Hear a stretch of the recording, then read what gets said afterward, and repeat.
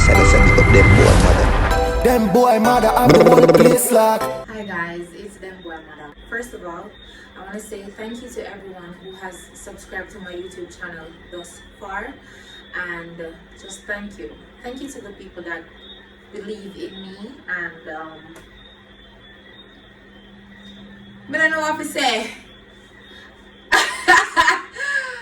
I know I said my first video was going to be about tattoos and you know, the stigma that surrounds them and all of that, and that video is still going to be uploaded. I'm not really going to talk about tattoos. I just want you guys to have a rundown of what to expect on this channel and stuff like that.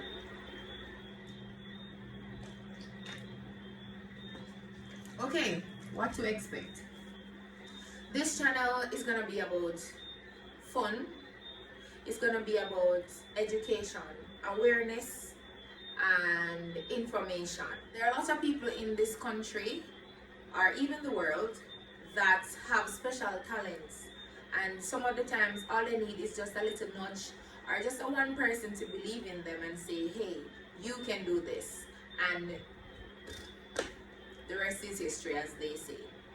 Now, who is Dembwoymada? First of all, my name is Shanalee Cummings. I am 28 years old. I am from St. Anne. I grew up in a community called St. Baker, St. Anne, that is rural St. Anne.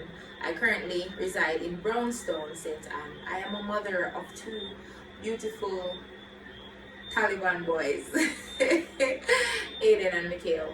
Shout out to Mikhail, is going to be 11 years old on Sunday. So this is Mikhail right here. That's the twin. Everybody says he's my twin. And over here, you know, we got Mr. Jovial, Aiden.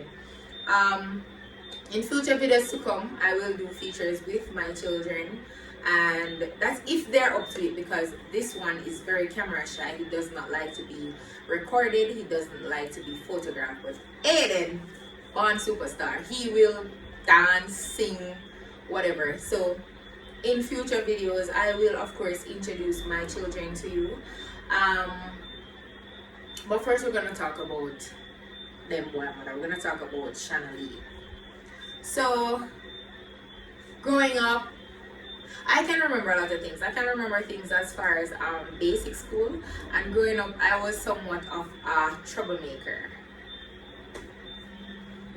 But it's not really like I was a troublemaker because I wanted to be a troublemaker. All my life I've had to fight. I feel like, oh, I was built like a boy, so that makes it easier for me to fight, you know. And a lot of situations arrived where I had to use these fists. So it just became a nature for me. Like, it just became second nature for me. Don't talk to me too much. But then I became a mother at a very young age. At the age of 16, I became pregnant. And at 16 years old, I didn't even want kids. I was a child myself. However, I don't know, I just say, alright. At the time I was in love. I was in love. So I say, yeah, live with my baby father, everything. I had already graduated high school. When I left high school, I was 15 years old, and you had to pass at least 5 CXC subjects before you could graduate, which would be the following November. However, I attained 8 CXC subjects, so I was eligible for graduation. One thing led to another, and I got pregnant, and I decided that's where I would start my motherhood journey, which was 11 years ago. So yeah, at the age of 16, I decided that I wanted to bring my child into this world. I wanted to be a mom. I didn't know that. I knew there would be some stigma. I know that the people that gonna chat me, the people that want to come from, I know them that gonna chat me, but I thought it better them chat me to bring my child into this world as a young girl, as a teenager, rather than them chat me say, "My dash your belly." So me I say, okay, I don't live with my mom. Me live by myself, so me I have my youth. My pregnancy was very rough. I died. I know I died. They told me that I died just for a few seconds. And I have this tattoo right here. You can't see it, of course, but those of who know me, I have a tattoo on my leg, and it signifies so many things that I went through from being a teenage mom to being the person that I am today. Let's go back to when I was pregnant. So, in Jamaica, as a little teenager and you're pregnant, they have everything to say. However, I was not living in the community that I grew up in. So, where I was living, a lot of people did not know that I was a teenager. They didn't know me I was 16. So, my pregnancy was barely showing. So, of course, I'm going to look a little work, baby father work. So, I say, alright, I'm going to look a little work now so I can pitch in and whatever. So, I got a job at a bar in St. Mary. That little man thief! That little man never want to pay me my money every 2 weeks when I come off of the little bar work. The man, I said, me shot. Now, mind you, I've never worked in a bar before, So therefore, I can't shot because me not go. You understand? Everything off a composite. This man, I'm not going to call his name, but that little dirty man up at St. Mary, Stuartown St. Mary. That man always try to rob me because he never want to give me like a $9,000 a week time or 2 weeks time or whatever. Then now, my baby father him always come at the people in bar come sit down. So the man them never like that. The man them never like that. The man them always say, then Brownie, oh you're a man, because they didn't know that I was pregnant. Oh, your man just love come at the bar. So any chance my baby father got, he was there at the bar. Because no one, nobody talked to me and nobody remember. A lot of people didn't know that I was a teenager. Because, I was around 16 at the time. Alright, me and the man couldn't get along. Draw my knife off time. 1 week, I come off for work. They see one little money and the man tell me say the back shot must be $8,000. Say $9,000 I pay. So I flip out my cheek on him, man. Almost got really physical. But then I click back because I feel like I have anger issues. But then I click back and I say, but wait, I'm not breathe. So right there is like my motherhood instincts started to kick in. So I left that job. Things with my son's father was not always good. Like he did some really awful things while I was pregnant. I wasn't abused, but the things that he did to me emotionally, I'm over it now. But back then, me ate the boy. I ate him. Okay, so you know that your baby mother having a sickly pregnancy. Like I'm not gonna say risky because it wasn't risky, but I was just sick. And you left. This boy say my chef, people. Boy say my chef. The boy left me, pregnant me, sick pregnant me, leave me. Gone on the grill with white woman because he used to work at hotel, so he meet on white woman, so he feel like say, all them dreams are gonna come true now. The boy left me with my sick self at the house by myself. Me, the 16-year-old, in a one different parish, don't know nobody was pregnant, so I can't call my people them to say rain. Left me and gone on the grill with white woman. I didn't know at the time because he told me that he and his friends were gonna go somewhere for the Friday. The boy wanna come back 1 whole week. The boy wanna come back.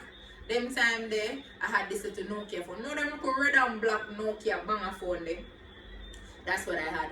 I call the boy till the call part rub out. Would he answer? No. I don't know if him dead or alive. One of him friend called me and say, him good. Them get caught up and them the way and the girl. So I said, nigga. Anyways, I'm upset. But I can't do nothing. I don't like I can't go nigga. So I'm there at home, being a baby mother, waiting, cook, wash, clean, whatever. One day I was washing and we didn't have a washing machine. So I lift up the bath and it's like I lifted the bath. I don't know, I lifted it the wrong way and I started to bleed. I think I was about 7 months pregnant. I started to bleed. So, remember, I said the baby father and I did it. Me now, take up my little bleeding self, pack a little bag, carry myself to the hospital. Taxi me take to, carry myself to the hospital. Got to the hospital, do the little test them and whatever. They said the baby was fine. However, I put some strain on my body, so I needed to rest. How me for rest and I me one day at the yard? Who don't cook for me? If I want to move the remote from there, so I get up go move it because I am the only one that's there. So therefore I couldn't rest. The boy come home about 2 days after that incident, telling him that I had to go to the hospital, show him all whatever was done at the hospital for me and the baby. Some say, where you did there? Where you come from? Big old arguments. People, that was the first time in my life. Remember, I told you guys I was 16 years old. That was the first time in my life one boy put them hand on me. Because remember me I said in the beginning, all my life I've had to fight. And I have been a fighter. But I've never fought with someone who I was involved with, like, a boyfriend, but 16. So, really and truly, that's like my first real relationship. Because, right out of high school, I got pregnant. The boy put him hand for me. The boy put him hands. He put his paws on me. Lift me up. Boof.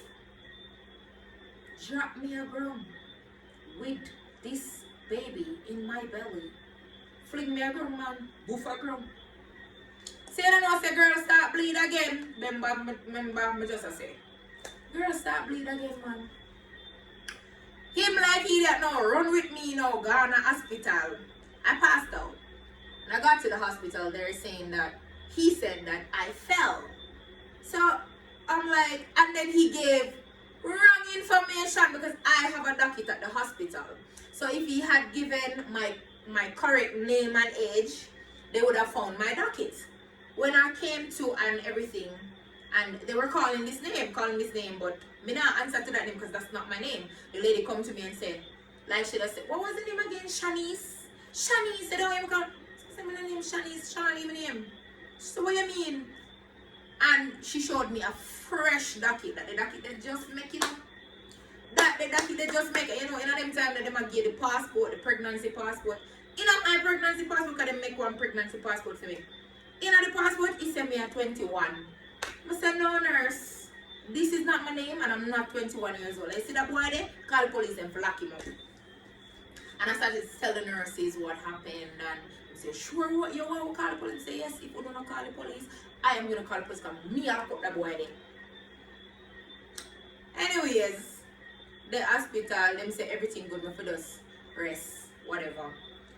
In that moment, in my mind, that was the time. I say, no, so I'm going to left the boy. I'm going to left the boy. Now the boy kill me and kill my picking. I'm going to left the boy. Okay, he started to behave. Look, white woman start giving problems. Say, no, I'm run back on the baby mother because white woman now really give me forward what I'm thinking they're going to get. Guys, I'm getting there.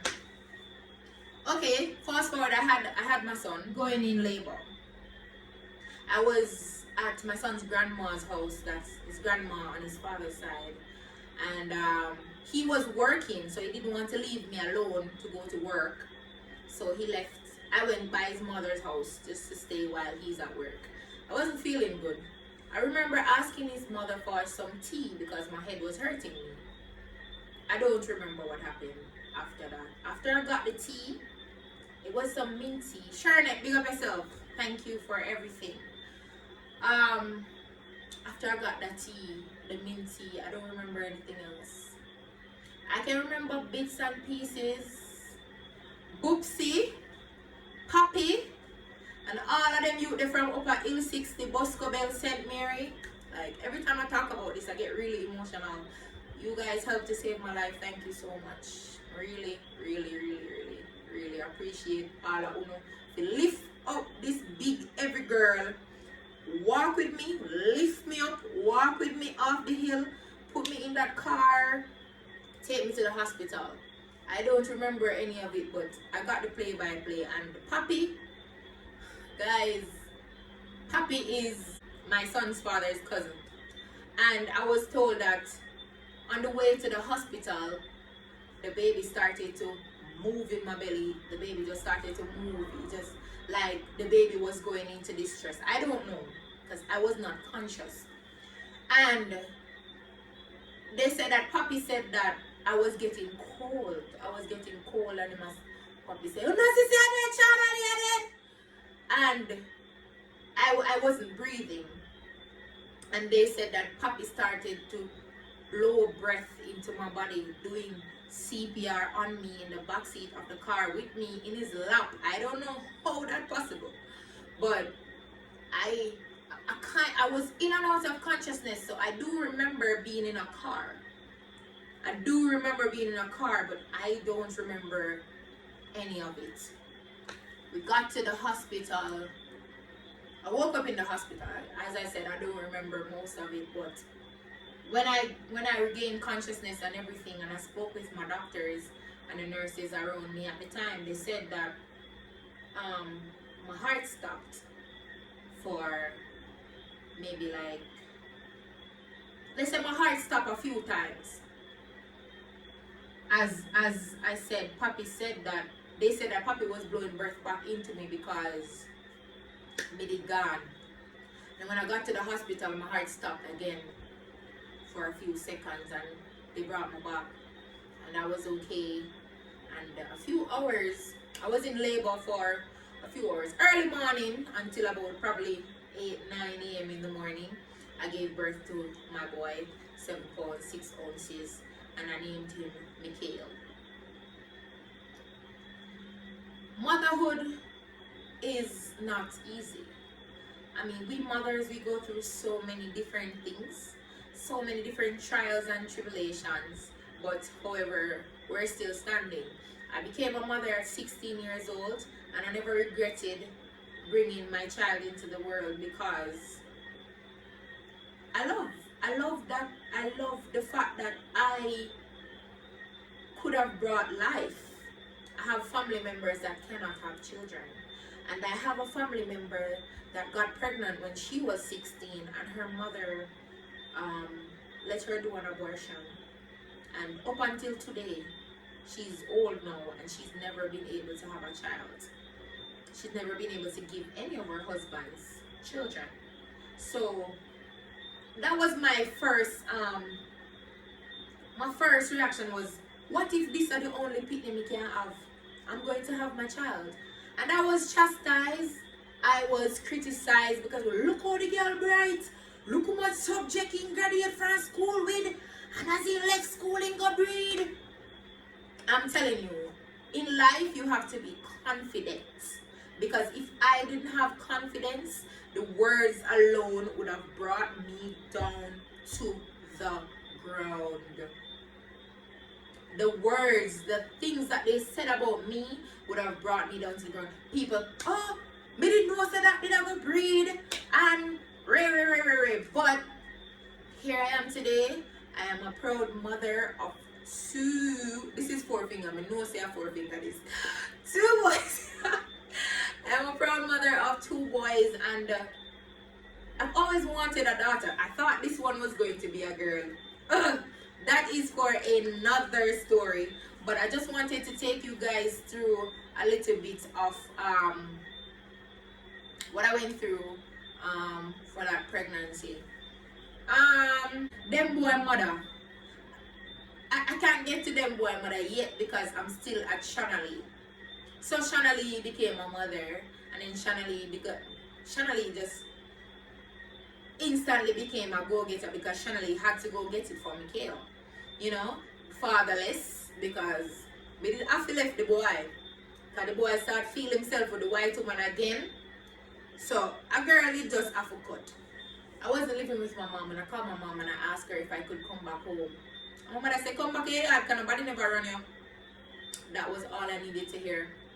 So when me tell the boy, say, me I go left him.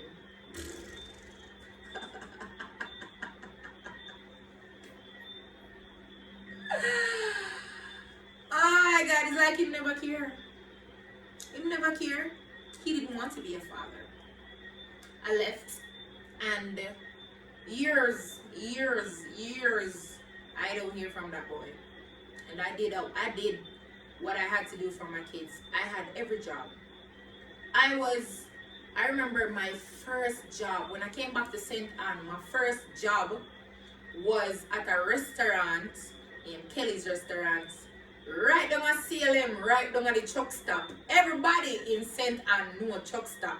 St. Anne, well, anybody on the North Coast, period, everybody knew a truck stop. No, I was not working at truck stop per se. I was working at the restaurant. What they a truck stop? When me come off a bus, this a pretty girl, yeah. Come off a bus right there, so. Kill them dead, me's a truck stop girl, you know. But, I come off there like a me can't bother to come off down the road and walk, come back up. That's too much. So, while working at that restaurant, that was one of the worst jobs I've ever had. Listen, I applied to be a cashier in that restaurant. And me a cash, me a janitor, me a chef, me a security. I had to run with the little girl them because they wanted to come and use the bathroom for their, transactions. And I couldn't allow you to come use the people in restaurant bathroom to come do a transaction, so they didn't like me. The chef what them employ to come cook at night time, the chef do construction work at daytime. So when the chef come to work at night time, the chef jump asleep. I am the one that's running the restaurant. Me, a good thing I could have cook. I have to fry chicken and fries. I have to cook hot dog. I have to make tea. And those are the things that people came to eat at night time at that restaurant. Every night me and the go-go them fight. Every night me and the prostitute them out on the roadside. Every night me and them catch up in a war because they wanted to come in and out as they please. I hated that job, but I wanted to leave. But I couldn't leave because the pitting and the father and I'm me alone. Right there, so my mother always used to say you have to learn to suck salt through wooden spoon. Me did I suck my salt because I cannot leave the job. There was no better job at the time, and my son had to eat, and my son had to get the best of everything. All when me never did I wear the best, my son did have to wear the best. And if you know me, and if you knew me back then, and you know of my son, my first son, nothing never too good for him. Nothing is still not too good for him. But I'm just telling you guys, that restaurant job, that chill stuff, the worst,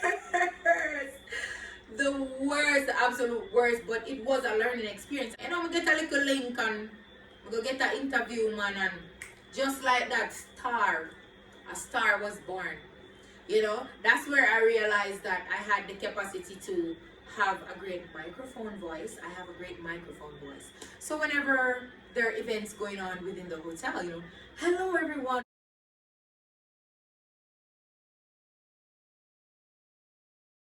Welcome to the Grand Bahia Principe Hotel, blah, blah, blah, blah, blah, blah. And then we did the shows at night time. Me couldn't really dance. Still can't dance, but over the years, I've gotten better at dancing. Entertainment was my calling, but the sun was so hot. I am going to share some pictures of me as an entertainment coordinator. Gonna look at me now. You guys better tell me if I me that. Loved my job as an entertainment coordinator. I got to meet so many people, and I also got to work on my talent. Veronica, big up yourself.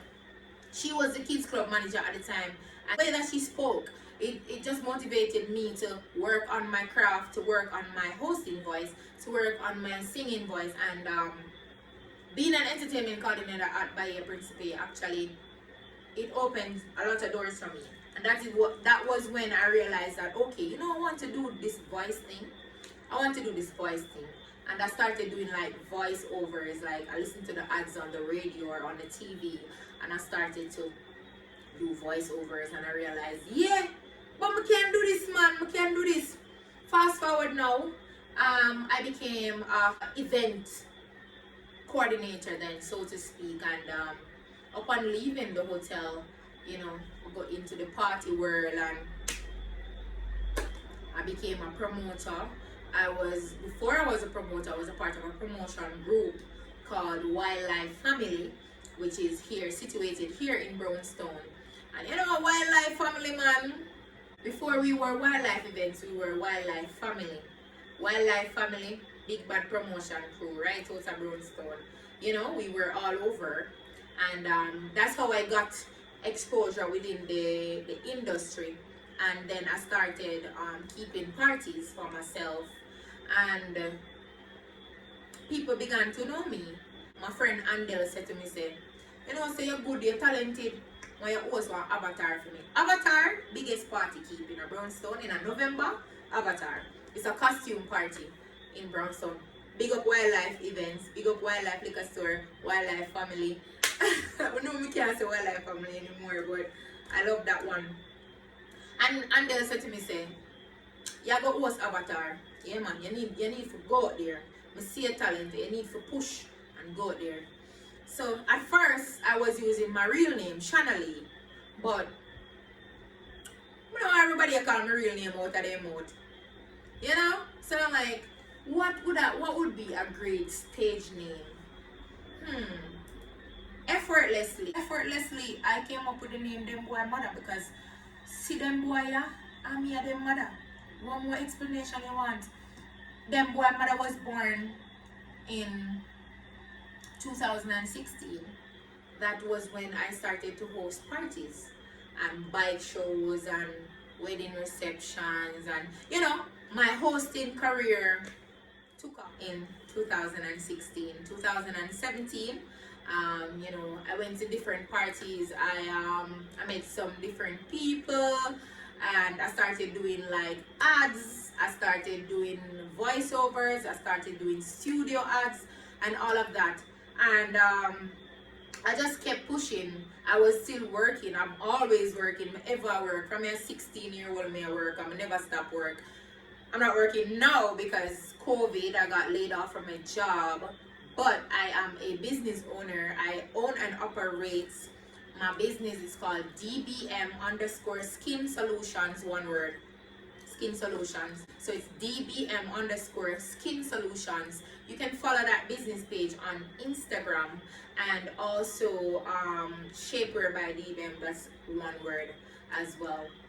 Right now I am an entrepreneur. I am a model. I am an ambassador. Me and everything. As long as there's something out there that I can do with my talents, I'm gonna do it. Right now, the newest title to my name is YouTuber. I am a YouTuber now. This is my first video, and I hope you guys like it. But I wanted you guys just to get a synopsis of what to expect. I am going to be doing a lot of things. I don't want to give away anything. I just want you guys to just subscribe and share and offer me your support, because without your support, I am nothing. I cannot make it without you guys. And again, I want to say a big thank you to everybody who said Dembwoymada. Cause Dembwoymada say, yo, if you rate me, me rate you. Thank you. I cannot say thank you enough.